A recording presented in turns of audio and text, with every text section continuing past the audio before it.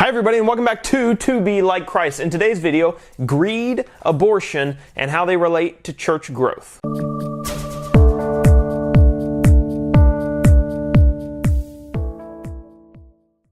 In the Gospel of Luke, we read about a story. Jesus goes over the Sea of Galilee, and he has quite an episode there with his apostles on the sea.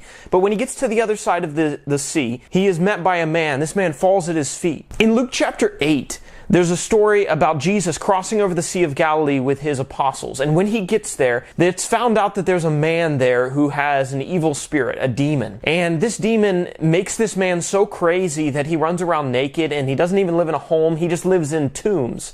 And when Jesus gets to the other side of the Sea of Galilee, this man comes and he throws himself down at Jesus' feet. Jesus asks the demon that's inside him, "What is your name?" The demon responds and says, "Our name is Legion, because there are many of us, many spirits within this man tormenting him." You may have seen a horror movie that came out not too long ago, and the title of that movie was Legion. That actually comes from the Bible. And Jesus commands the spirit to get out of this man so he can be made well again. And the evil spirit begs Jesus, "Don't send us into the abyss," is what the English Standard Version says, or "don't send us into nothingness.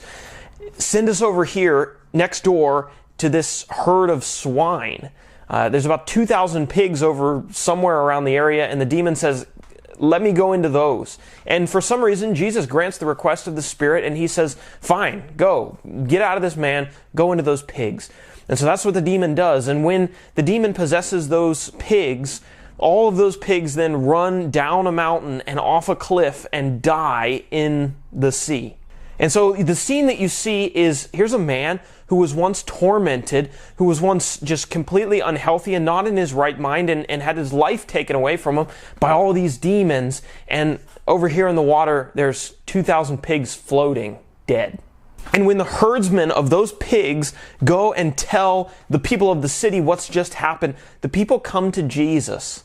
They look at the carnage that's floating in the ocean. They see this man who they know is crazy and look at him totally, perfectly well again. And they tell Jesus the unthinkable thing. They ask him, "Will you please leave? Please go away.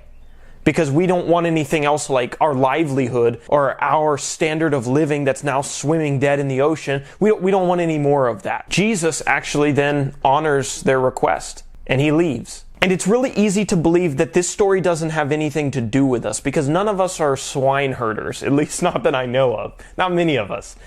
And so it's very far removed. But I think there's actually some very important applications that we can make from this story that happened 2,000 years ago. You see, when you really begin to break down what the problem that these people had, the reason that they would look at Jesus, the one who just brought life, the one who just brought regeneration to their community, they saw this man who was tormented and now he's totally made well, and they said, "Jesus, please go away."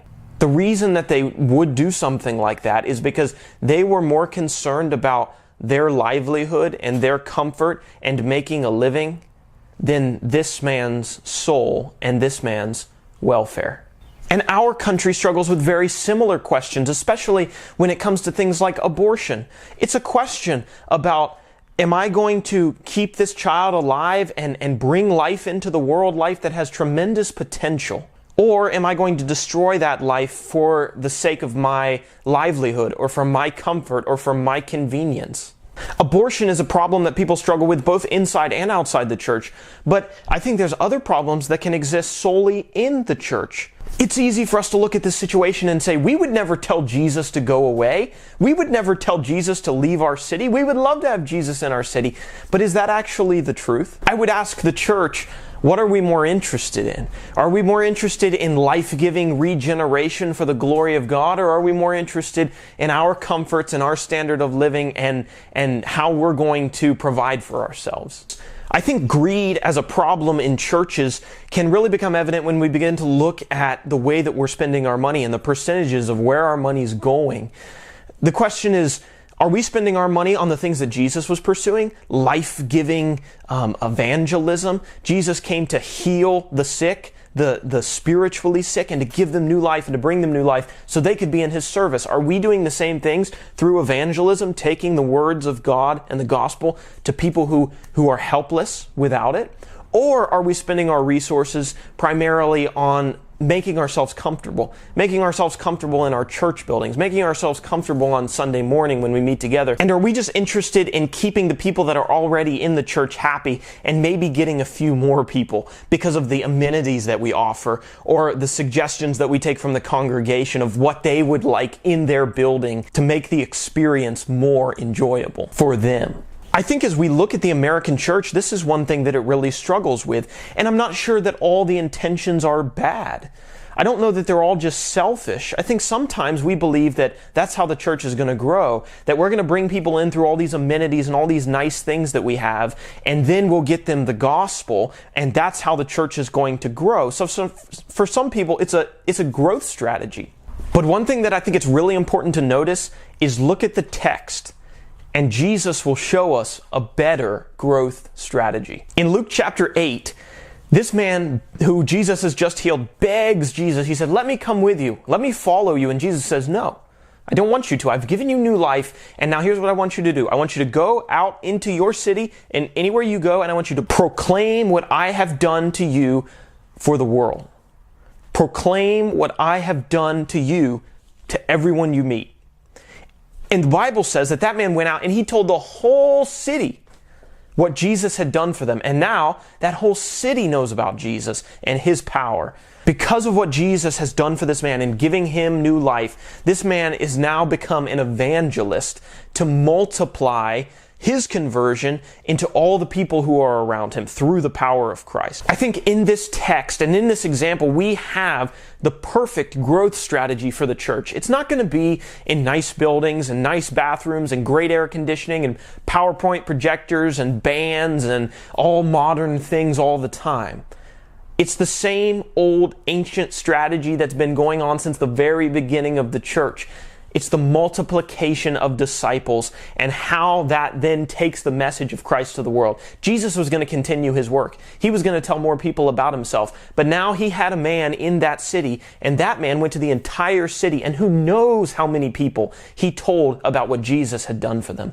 And so if we're going to adopt a strategy, I think it'd be best that we adopt this strategy, that we go out into the world, we tell people about the gospel that can give them new life.